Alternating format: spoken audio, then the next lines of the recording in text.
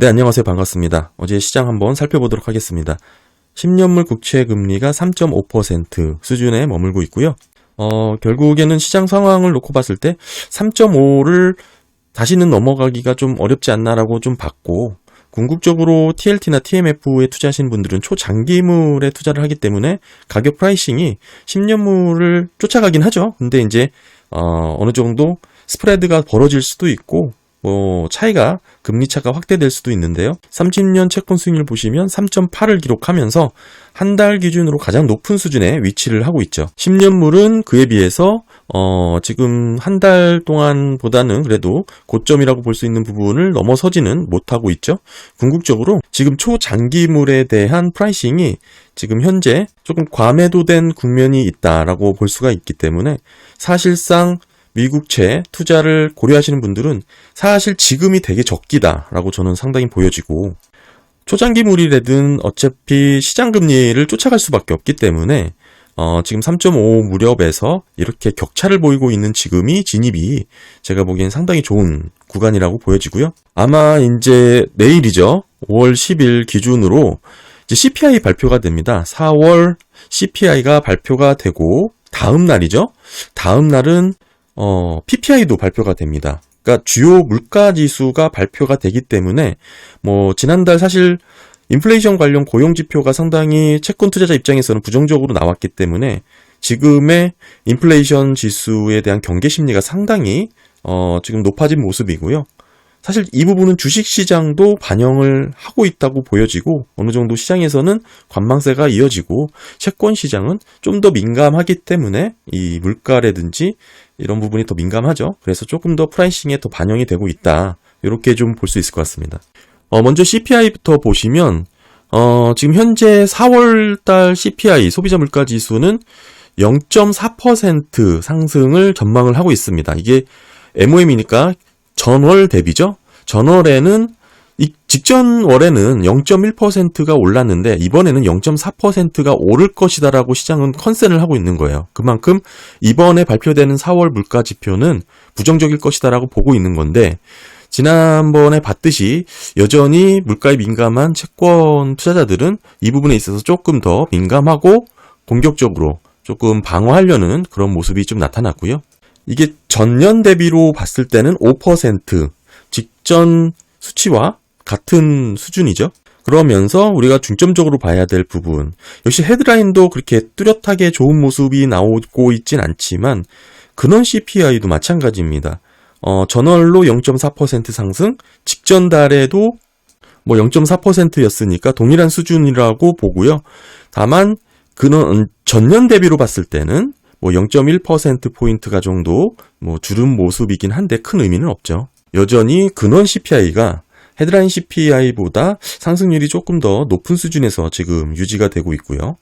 네, 그리고 저번에도 보여드렸지만 기대 인플레이션, 뉴욕 연준이 조사를 하는 기대 인플레이션 수치도 최근에 업데이트가 됐죠.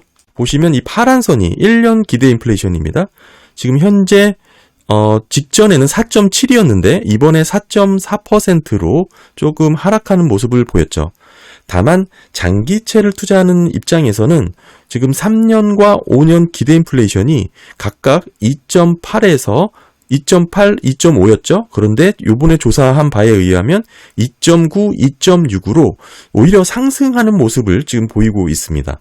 물론 여전히 연준의 목표라고 볼 수 있는 2%보다는 높은 수준이긴 하지만 전체적인 추이의 모습은 다소 등락은 있겠지만 좀 하락하는 모습이 이어지고 있죠. 그럼에도 미비하게라도 지금 3년, 5년에 대한 기대 인플레이션의 수치가 조금 상승했다라는 것은 사실 장기채를 투자하는 데 있어서는 유리한 조건은 아니죠. 이게 지금 계속해서 벌써 2월 달부터 꾸준히 오르고 있는 모습이 나타나고 있거든요. 이 부분은 좀 유념해서 좀 지켜봐야 될 것 같고, 다만 1년 단기적인 기대 인플레이션은 좀 빠르게 좀 줄고 있는 모습이죠. 가장 낮았을 때가 23년, 가장 낮은 건 아니죠. 높았다가 가장 크게 감소했던 게 2월 달이었는데 지금은 직전에는 4.7까지 올랐다가 다시 4.4로 이렇게 돌아오는 모습이죠. 연준이 조사하는 또 주요 지표 중에 하나가 가계지출 전망이죠. 직전 달에는 지금 5.7%로 1년 뒤에 가계 지출을 전망을 했는데 지금은 5.2%로 0.5%포인트가 빠졌습니다. 궁극적으로 가계들의 경제 활동이 둔화될 것이다 라고 여전히 예상할 수 있는 수치죠.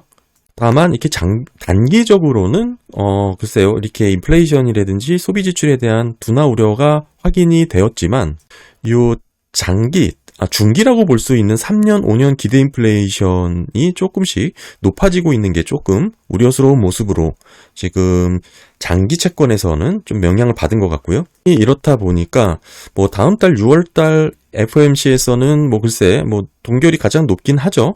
그러면서 조금 인상에 대한 부분도 조금씩 퍼센티지가 높아지고 있는 모습이 나타나고 있죠. 그리고 또 하나 지켜봐야 될 부분은 연내 인하가 정말 지금 베팅처럼 뭐 이런 선물 거래의 베팅처럼 9월 달부터 이렇게 이루어질 것인지 이것도 좀 주목을 해야 되는데요.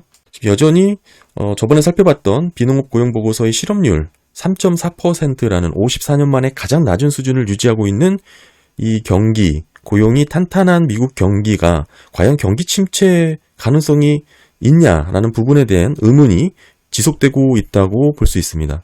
그렇다 보니까 고용지표가 또 잘 나오고 인플레이션 수치가 여전히 높은 수준을 유지한다면 연준이 금리를 인상하는 폭을 더 올리거나 또 오래 가는 거 아닌가 이렇게 시장을 보고 있는 거죠. 즉 은행 리스크로 인한 이번 지역 은행들의 사태로 인해서 얼마나 신용경색이 이뤄질지를 잘 들여다봐야 되는 것이죠.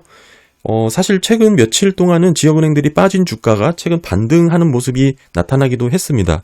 사실 이렇다고 해서 리스크가 전혀 뭐 해소된 분위기는 아니죠. 배제하기 어려운 시장 상황이긴 한데 뭐 이런 반등은 크게 떨어진 뭐 이슈적 기술적 반등으로 저는 보고 있습니다.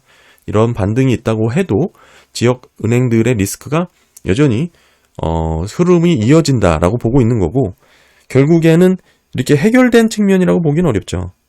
공매도라든지 이제 은행 파산에 대한 공포 심리가 뒤엉켜서 단타를 하시는 분들의 이제 영역으로 바뀐 거지 사실상 은행 리스크가 여전히 중점적으로 들여다봐야 된다라고 생각을 하고 있습니다. 지금 6월 뭐 금리 인상에 대한 부분은 크게 이슈는 아니겠지만 현재 인플레이션이 계속해서 높은 수준으로 나오고 미국의 고용이 탄탄하다라는 수치가 계속 나오면 여전히 연준이 할 수 있는 카드는 궁극적으로 은행 리스크가 불거지기 전에는 글쎄 시장에서 원하는 연내 금리 인하에 대한 기대감 빠르게 나타나긴 어렵다고 보는데요. 그러면서 23년 2분기 최근 업데이트된 은행들의 대출 태도를 지켜보는 게 좋습니다. 직전 23년 1분기보다 더 높아진 수치입니다. 더 높아졌다라는 것은 그만큼 대출을 받기 까다로워졌다라는 뜻이죠. 그리고 이제 소형 기업들을 놓고 보면 크게 증가했습니다. 더 높은 수치로 대출 태도가 까다로워졌다라는 것을 확인할 수가 있고요. 은행들의 예금입니다. YY로 제가 그래프를 바꿨고 보시면 마이너스 영역에서 빠르게 은행들의 예금이 빠져나가고 있습니다. 지금 길게 그래프를 보더라도 이렇게 마이너스로 은행의 현금이 빠르게 빠져나간 사례가 얼마 되지도 않고 그 간극이 얼마 되지도 않죠. 지금이 상당히 이례적이고 지금 그 폭과 리스크에 대한 우려가 상당히 높아질 수밖에 없는 구간이다라고 볼 수가 있고요. 여전히 소기업, 작은 자영업자들을 대상으로 한 대출 태도에 대한 부분이 급격하게 높아졌기 때문에 스몰 비즈니스, 소기업들이 이제 하시는 자영업자분들의 이제 경기 전망이 상당히 의미가 있습니다. 이제 곧 발표가 될 텐데요. 오늘 저녁에 발표가 될 텐데 이 부분도 저번에도 한번 보여드렸죠. 미국 전역에 있는 그 소기업들, 자영업자들의 이제 낙관 지수라고 볼 수가 있는데 계속해서 부정적으로 나오고 있고 또한 앞으로 임금 상승을 어떻게 할 것이냐에 대한 전망도 그때 한번 다 보여드렸습니다. 지금 현재는 인플레이션에 대한 수치가 되게 높게 나오고 우려를 하고 있지만 또한 더불어서 3년, 5년 기대 인플레이션이 조금 소폭 상승하면서 뉴욕 연준의 그런 기대 인플레이션 수치가 나왔죠. 그로 인해서 생각보다 10년물보다 30년물에 대한 지금 과매도 국면이 좀 많이 나타나고 있는 모습도 확인이 됐고요. 하지만 지금 이런 기대 인플레이션이라든지 또는 가계 지출에 대한 전망이라든지 은행의 대출 태도, 그리고 예금이 빠져나가고 있는 상황. 게다가 최근에 인터뷰에 의하면 시카고 연준 총재는 신용경색에 대한 우려를 강하게 또 시사하기도 했습니다. 그 은행들의 대출이 지금 상당히 줄이고 있는 모습을 근거로 들었죠. 지금 CPI라든지 PPI 앞두고 인플레이션에 대한 부분에 지금 좀 놀라서 반응을 한 과매도 국면이라고 좀 보여지고, 특히 10년보단 초장기물에 대한 부분이 더 과도하게 일어났다라고 좀 보여지고요. 궁극적으로는 초장기물, 20년, 30년물은 10년물의 금리를 쫓아갈 수밖에 없기 때문에 10년물 국채금리가 3.5 부근에서 이렇게 또 꺾이는 모습이 나왔다면, 글쎄요, 지금의 30년물의 국면은 기회라고 해석하는 게 더 합리적이라고 생각을 합니다. 게다가 아직은 부채 한도 협상 이슈가 한참 또 진행되고 있죠. 오늘 저녁에 발표될 이 스몰 비즈니스의 이제 경기 낙관 지수, 지금 얼마나 나올지 좀 더 지켜보면서 조금 더 경기에 민감하게 반응할 수밖에 없는 이런 스몰 비즈니스 자영업자에 대한 심리가 중요하게 좀 저는 봐야 된다고 생각을 하거든요. 지표 나오면 정리해서 또 말씀을 드리도록 하겠습니다. 감사합니다.